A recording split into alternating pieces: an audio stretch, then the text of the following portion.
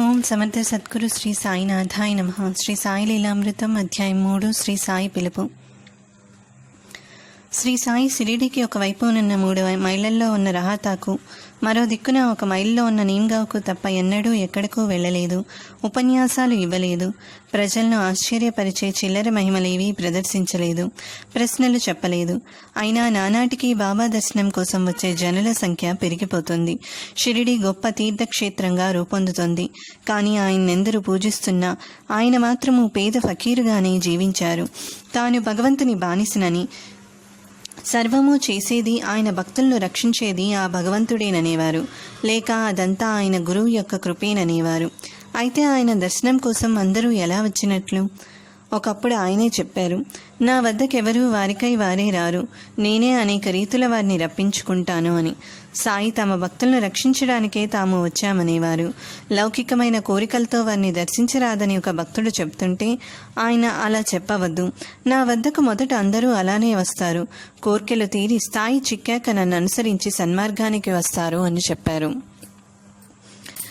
VH Thakur ఒక survey బృందంతో కలిసి వాడ్గాం వెళ్ళినప్పుడు అక్కడ దైవవశాత్తు అప్పా అను కన్నడ మహాత్ముని దర్శించాడు. ఆయన నిశ్చలదాసు రాసిన విచార సాగరం అను గ్రంథాన్ని భక్తులకు బోధిస్తున్నారు. ఠాకూర్తో ఆయన, నీవీ గ్రంథం చదువు, నీ కోరిక ఫలిస్తుంది. నీవు ఉద్యోగంలో ఉత్తరంగా వెళ్ళినప్పుడు ఒక గొప్ప మహాత్ముడు లభించి వాట చూపుతారు, సుఖశాంతులు కలగజేస్తారు అన్నారు. కొంతకాలానికి అతడు జున్నర్కు బదిలీ చేయబడ్డాడు. అక్కడకు వెళ్లే మార్గంలో దున్నపోతు నెక్కి నాన్హేఘాట్ అనే పర్వత కనుమ దాటాలి. ఆ ప్రయాణంలో అతని ఒళ్లంతా హూనమైంది. తర్వాత అతడు కళ్యాణ్లో పనిచేస్తున్నప్పుడు శ్రీ సాయి గురించి విని షిరిడీ వెళ్ళాడు. బాబాను చూడగానే అతనికి ఆనంద బాష్పాలు కారాయి. సాయి అతని కేసి చూసి, ఆధ్యాత్మ విద్య ఎంతో కష్టము, శక్తినంతా వినియోగించి కృషి చేస్తే గాని ఫలితం ఉండదు.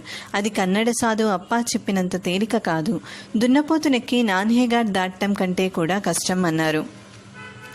ఆ మాటలు ఠాకూర్ ఒక్కడికే అర్థమయ్యాయి.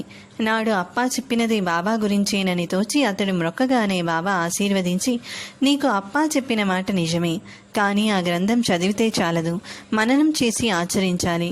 గురు కటాక్షము, అనుభవ జ్ఞానము లేందే లాభం లేదు అన్నారు.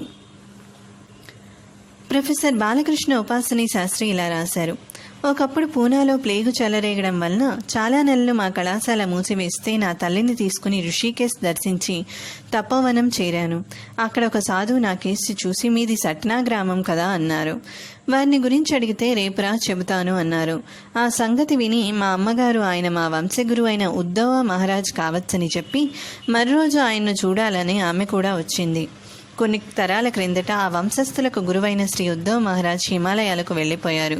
వారు యోగం ద్వారా చిరంజీవులై అర్హులైన భక్తులకు దర్శనమిస్తారని చెప్పుకునేవారు. మరోజు నేను మా అమ్మ ఎంత వెతికినా ఆయన కనిపించలేదు. మా అమ్మ బస్సుకు వెళ్ళిపోగానే ఆ సాధువు నాకెదురై, ఇలా ఎప్పుడూ చేయకు, ఎవరిని పిలిస్తే వారే రావాలి అని చెప్పి పూర్వం నుండి మా ఇంట పూజించబడుతున్న విగ్రహాలు, సాలగ్రామాల గురించి చెప్పారు. వాటిని వారే శ్రీ ఉద్ధవ్ మహారాజు గారికి ఇచ్చామని, ఆయన మనవుడి నుండి అవి మా తాతగారికి లభించాయని చెప్పారు. అంటే ఆ సాధువు వయసు ఎంత? ఈయనెవరు అనుకోగానే ఆయన హిందీలో, ఒక చెట్టున్నది, 2 దానిపైకి ఎక్కారు, ఒకరు క్రిందకు ఒకరు పైకి వెళ్లారు అని 4 అడుగులు వేసి అదృశ్యమయ్యారు. ఆయన వయసు 50 లేక 60 సంవత్సరాలు ఉన్నట్లున్నది. స్థూలకాయుడు, కౌపీనం మాత్రమే ధరించారు.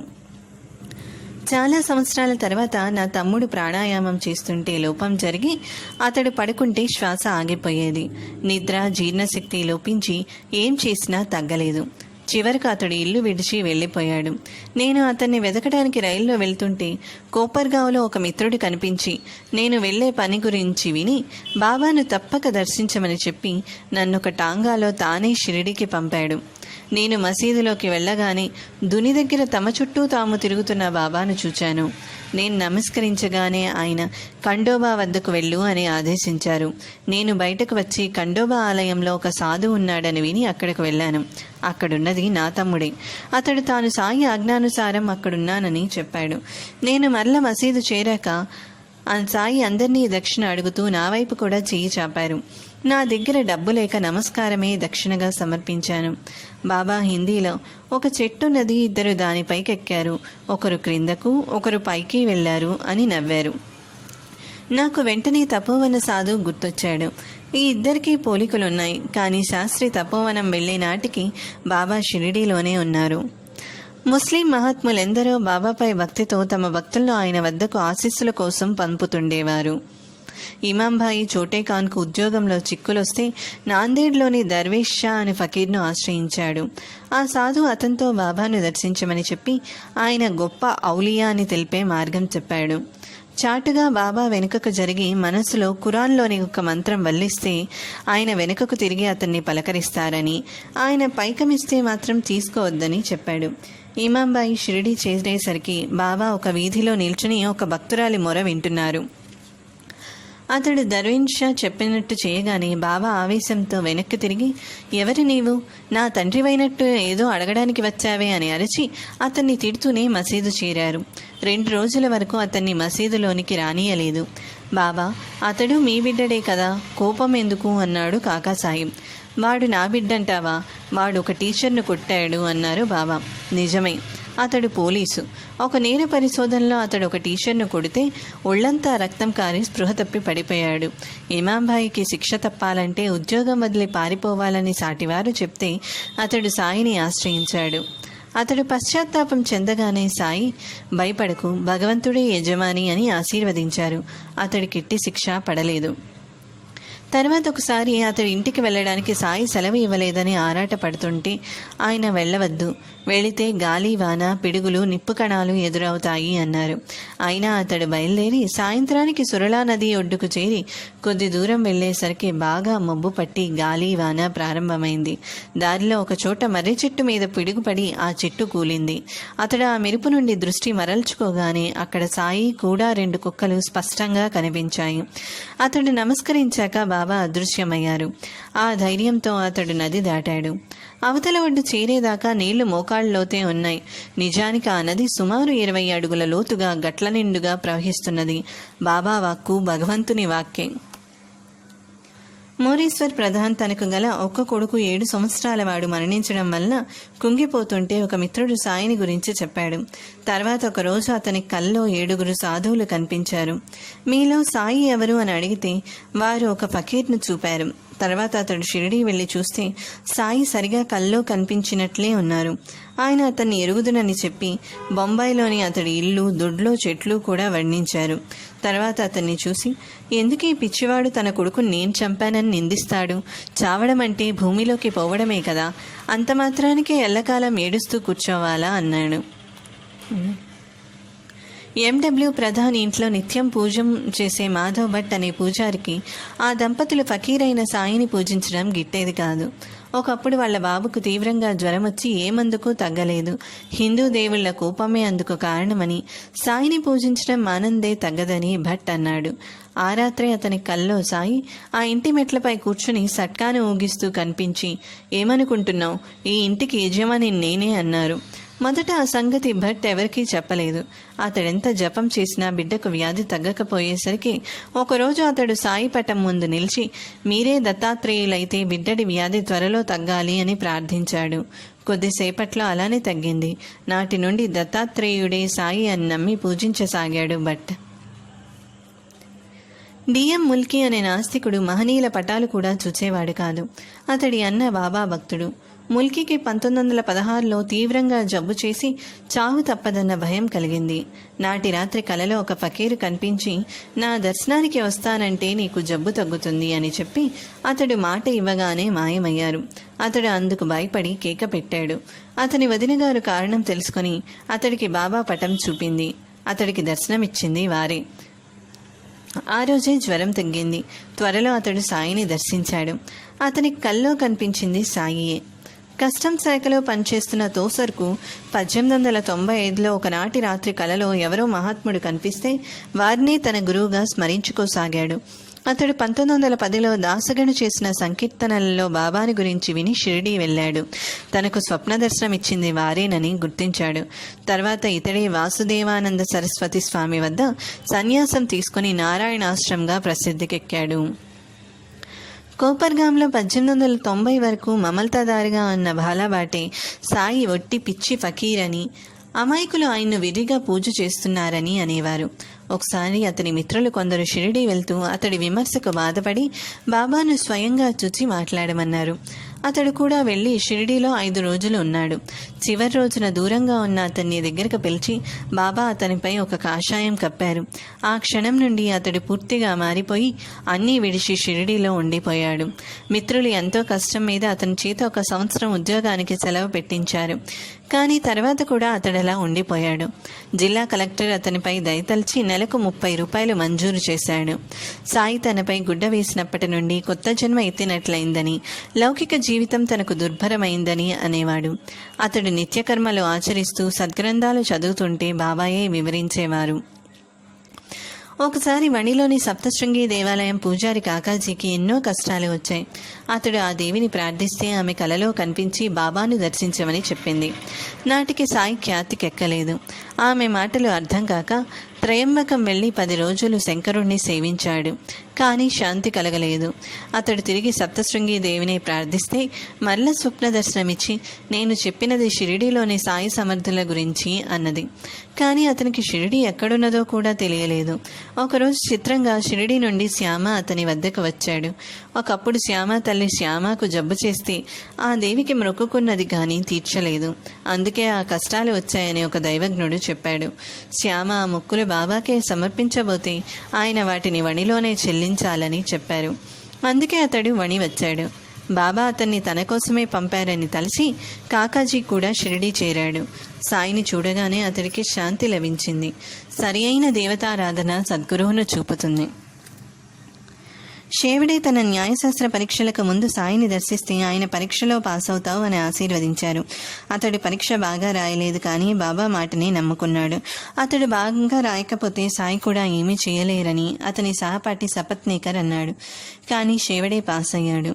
తర్వాత సపత్నీకర్ న్యాయవాదిగా అక్కలకోటలో స్థిరపడ్డాక అతడి కొడుకు చనిపోయాడు. ఎన్ని యాత్రలు చేసినా ఆ దంపతులకు శాంతి కలగలేదు. అలనాడు షేవిడే చెప్పినది గుర్తు వచ్చి అతడు సాయిని దర్శించాడు. అతడు నమస్కరించగానే సాయి పో ఇక్కడి నుండి అని కసిరారు. అతని పట్ల బాబాను ప్రసన్నులను చేయకోరి బాలాషింపి అనే భక్తుడు ఒక సాయి పటం తెచ్చి బాబాకు చూపి ఇదెవరిది అన్నాడు. ఆయన నవ్వి సపత్నేకర్ను చూపుతూ అతని ప్రియుడిది అన్నారు. అందరూ నవ్వారు. అప్పుడు ఆయనకు నమస్కరించుకోమని షింపి సైగ చేయగానే సపత్నేకర్ నమస్కరించాడు. కానీ బాబా మరల కసిరారు. అతడు నిరాశతో ఇల్లు చేరి మనశ్శాంతి కోసం కాశీ వెళ్ళదలిచాడు. ఆ ముందటి రాత్రి అతని భార్యకు ఒక కల వచ్చింది. ఆమె మంచినీటి చెరువుకు వెళ్తుంటే ఒక చెట్టు కింద ఒక ఫకీరు కనిపించి అమ్మా నీకెందుకు ఆ బాధ, నీరు నేను తెచ్చి పెడతాను అని ముందుకొచ్చాడు. ఆమె భయంతో పారిపోతుంటే అతడు వెంట వచ్చాడు. అది తమను షిరిడీ రమ్మన్న సందేశమని తెలిసి ఆ దంపతులు షిరిడీ చేరారు. అప్పుడే ఇంటి నుండి వస్తున్న బాబాను చూస్తూనే తనకు స్వప్నంలో కనిపించింది వారేనని ఆమె గుర్తించింది. తర్వాత మసీదు చేరాక సాయి అమ్మ ఎంతో కాలంగా నా చేతులు, కడుపు, నడుము నొప్పి పుడుతున్నాయి. ఈ క్షణంలో చిత్రంగా తగ్గిపోయాయి అని ఎంతో మధురంగా నవ్వారు. నిజానికి అలా జరిగింది ఆమెకే. తాను అడగకనే తన బాధలను గుర్తించి తొలగించిన ఆయన శక్తికి ఆమె ఆశ్చర్యపోయింది. కానీ సపత్నేక నమస్కరించుకోగానే బాబా కసిరారు. గతంలోని తన తప్పిదాలకే బాబా కసురుకున్నారని గుర్తించి మసీదులో ఆయన ఒక్కరే ఉన్నప్పుడు వెళ్ళి శరణ వేడాడు. ఈసారి ఆయన ప్రేమతో తల నిమిరారు. ఇంతలో ఒక గొర్రెల కాపని వచ్చి ఆ బాబాకు నడుము పిసుకనారంభించింది. ఆమెతో బాబా ఒక వర్తకుని కథ చెప్పారు. అది సపత్నేకర్ కథే. చివరికి అతన్ని చూపి నేను తన బిడ్డను చంపానని వీడు నన్ను నిందిస్తున్నాడు. నేనలా చంపుతానా? ఈ మసీదులో కాలు పెట్టాక కూడా ఇంకా దుఃఖిస్తాడెందుకు? మరలా ఆ బిడ్డని ఆ తల్లి గర్భంలో ఉంచుతాను అన్నారు. అతడు నమస్కరించగానే ఆద్యంతాలు లేని ఈ పాదాలు పరమ పవిత్రమైనవి. నాపై పూర్తి విశ్వాసముంచు, నీ కోరిక నెరవేరుతుంది అన్నారు. మర్నాడు అతడు జనంలో త్రోసుకు వస్తుంటే చూచి హృదయపూర్వకమైన ఆ నమస్కారం ఒక్కటే చాలు, ఎందుకిన్నిసార్లు అన్నారు బాబా. భక్తిని నిలుపుకొనడమే నిజమైన నమస్కారము. చివరకు వాళ్ళు సెలవు కోరినప్పుడు అతనికి ఒక కొబ్బరికాయ ఇచ్చి ఇది నీ భార్యకివ్వు, సంతోషంగా బయలుదేరండి అని ఆశీర్వదించారు. సంవత్సరంలోగా వారికి కొడుకు పుట్టాడు.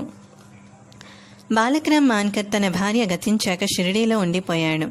ఒకరోజు బాబా అతనికి 12 రూపాయలు ఇచ్చి మత్స్యేంద్రనాథుడు తపస్సు చేసిన మత్స్యేంద్రగఢ్లో కొంతకాలం ఉండమని చెప్పి అక్కడ కూడా నీకు దర్శనమిస్తాను అన్నారు.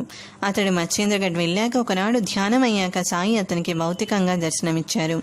అతడు నమస్కరించుకోగానే ఆయన కేవలం నేను ఈ దేహమేననుకుంటున్నావు. భక్తుడెక్కడ స్మరిస్తే అక్కడ నేనున్నానని తెలపడానికే నిన్నిక్కడకు పంపాను అని చెప్పి అదృశ్యమయ్యారు. కొంతకాలానికి షిరిడీ బయలుదేరిన మాన్కర్కు పూనా రైల్వే స్టేషన్లో రద్దీ వలన టికెట్ దొరకలేదు. ఇంతలో ఒక వ్యక్తి తమ వద్దనున్న టికెట్ అతనికిచ్చి పైకమిచ్చేలోగా అదృశ్యమయ్యాడు. లాలా లక్ష్మీచంద్కు 1910లో ఒక రోజున కలలో గడ్డమున్న ఒక వృద్ధ ఫకీరు, ఆయన చుట్టూ భక్తులు కనిపించారు. ఒకసారి హరికథ చెప్తున్న దాసగని పక్కన బాబా పటం చూచి తనకు దర్శనమిచ్చింది వారేనని గుర్తించాడు. సాయి లీలలు విని అతడు షిరిడీ వెళ్ళాలనుకుంటుంటే మిత్రుడు శంకర్రావు అతని కూడా షిరిడీ రమ్మని పిలిచాడు. లక్ష్మీచంద్ 15 రూపాయలు అప్పు తీసుకుని బయలుదేరాడు. రైల్లో కొందరు భక్తులతో కలిసి వీరు కూడా భజన చేశారు. తర్వాత షిరిడీకి చెందిన ముస్లింలు కనిపిస్తే వారిని బాబా గురించే అడిగాడు. లక్ష్మీచంద్ షిరిడీ చేరాక సాయి అతన్ని చూపి, వీడెంత టక్కరి, ఒక వంక భజన చేస్తూనే నన్ను గురించి ఇతరులను అడుగుతాడు. ఏదైనా మనమే చూసి తెలుసుకోవాలి అని అతనితో, నీ కల నిజమైందా లేదా, అప్పు చేసి షిరిడీ రావడం ఎందుకు అన్నారు. ఒకసారి మద్రాసు నుండి కాశీ వెళ్తున్న భజన బృందం సాయిని దర్శించి భజన చేశారు. అందరూ బాబా ఇచ్చే కానుకల కోసం చేస్తే లక్ష్మి అనే ఆమె మాత్రం భక్తితో చేసింది. నాటి మధ్యాహ్నం సాయి ఆమెకు శ్రీరాముడిగా దర్శనమిచ్చారు. కానీ అది ఆమె భ్రమేనని ఆమె భర్త గోవిందస్వామి అన్నాడు. నాటి రాత్రి అతనికి ఒక చిత్రమైన స్వప్నం వచ్చింది. అతనికి పోలీసులు సంకెళ్లు వేస్తుంటే సాయి చూస్తున్నారు. అతడు తన్ను రక్షించమంటే పాపం అనుభవించక తప్పదన్నారు బాబా. ఆ పాపాన్ని దహించవేయమని అతను కోరాడు. అతనికి అంత విశ్వాసం ఉంటే కన్నుమూసి తెరవమన్నారు సాయి. అలా చేయగానే అతడు విడుదలై పోలీసులు చచ్చిపడి ఉన్నారు. అతడు సాయి చేసిన మేలు మర్చి సంతోషిస్తుంటే బాబా, వీరిని చంపినందుకు శిక్ష పడుతుందిలే అన్నారు. అతడు భయంతో బాబా కాళ్ళు పట్టుకున్నాడు. ఆయన అతన్ని మరొకసారి కన్నులు మూసి తెరవమన్నారు. అలా చేసేసరికి అతడి ఆపద తొలగిపోయింది. కృతజ్ఞతతో అతడు నమస్కరించగాని, మొదటి నమస్కారానికి దీనికి భేదం ఉన్నదా అన్నారు బాబా. మొదట ఆయన ముస్లిం అన్న శంకతోనూ కాన్కలపై ఆశతోనూ, ఈసారి విశ్వాసంతోనూ నమస్కరించానన్నాడు అతడు. నీవు చాటిగా పంజా, తబూత్ వంటి ముస్లిం ప్రతీకలను పూజిస్తావు కదా అడిగారు బాబా. అతడు సిగ్గుపడి తన గురువైన సమర్థ రామదాస స్వామి దర్శనం కోరాడు. సాయి అతన్ని వెనక్కి తిరిగి చూడమన్నారు. చూస్తే అక్కడ ఆ స్వామి కనిపించి అతడు నమస్కరించాక అదృశ్యమయ్యారు. అప్పుడు అతడు, బాబా మీరెంతో వృద్ధులు, మీ వయస్సు ఎంత అన్నాడు. ఏమిటి, నేను వృద్ధున్నా, నాతో పరిగెత్తు చూస్తాను అని సాయి పరిగెత్తి అదృశ్యమయ్యారు. అంతటితో అతనికి బాబాపై భక్తి కలిగింది. ఈ కలలోని బోధయే ఆయన ఇచ్చే అసలైన కానుక. ఓం సమర్థ సద్గురు శ్రీ సాయినాథాయ నమః.